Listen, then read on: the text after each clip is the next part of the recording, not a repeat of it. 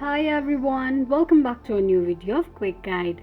Today in this video, I'm going to show you how you can change your name on OpenTable account. Keep watching the video till the end.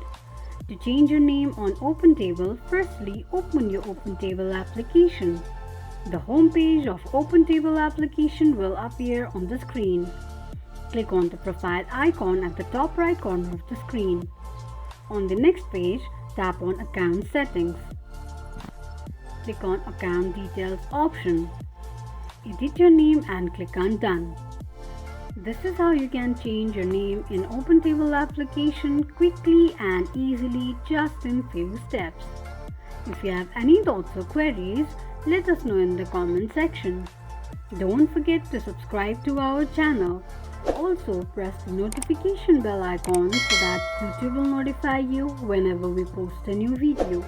I hope this video was helpful to you. If it was, go ahead and give us a thumbs up. Thank you so much for watching.